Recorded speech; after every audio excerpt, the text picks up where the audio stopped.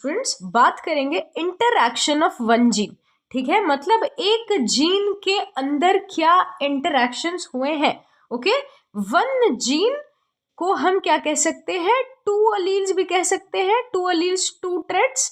ठीक है, तो टू अलील्स मतलब दो अलग अलग अलील के बीच में जो इंटरैक्शन होगा उसे हम क्या कहेंगे, inter allylic interaction. Inter allylic interaction, inter किसके लिए आता है, जब दो अलग चीजें होंगी और उनके बीच में कुछ रिएक्शन होगा तो उसे हम इंटर एलेलिक कहेंगे। ओके, लेकिन जीन कितनी है, एक ही जीन है, तो एक ही जीन है।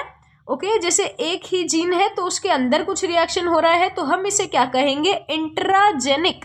ओके, किसी दो चीज के बीच में होता है तो इंटर लगाया जाता है, अगर एक ही चीज के अंदर हो तो हम उसे इंट्रा कहते हैं।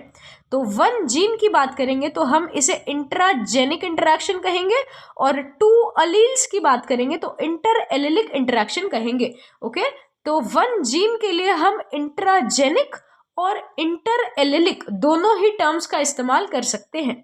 ओके, ये इंटरैक्शन ऑफ वन जीन किस चीज के बाद आया है, मेंडल अंकल के बाद आया है, मतलब पोस्ट मेंडेलियन है। ठीक है, मेंडल अंकल के एक्सपेरिमेंट्स के बाद आया है, यानी पोस्ट मेंडेलियन है।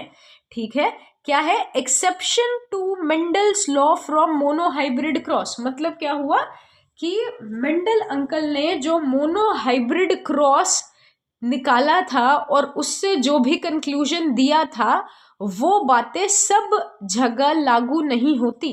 ओके, मतलब उसके कुछ एक्सेप्शंस जो है वो एग्जिस्ट करते हैं। मुझे लगता है आप सभी को केमिस्ट्री की याद जरूर आ गई होगी। Post Mendelian exceptions to Mendel's law from monohybrid cross. ठीक है, अब क्या एक्सेप्शन है, Mendel's law of monohybrid cross क्या कह रहा था कि अगर 6 से 7 फीट टॉल का एक प्लांट है और दूसरा 1 फीट टॉल है सिर्फ, तो जो फर्स्ट जनरेशन में F1 जनरेशन में जो बच्चा आया है, ऑफस्प्रिंग आया है, वो भी 6 से 7 फीट टॉल ही होगा। ओके, मतलब नो मिक्सिंग और ब्लेंडिंग ऑफ कैरेक्टर, या फिर F1 resemble one of the parent. Okay, ऐसा हमने पढ़ा था।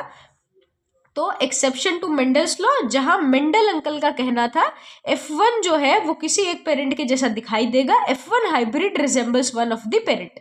ओके,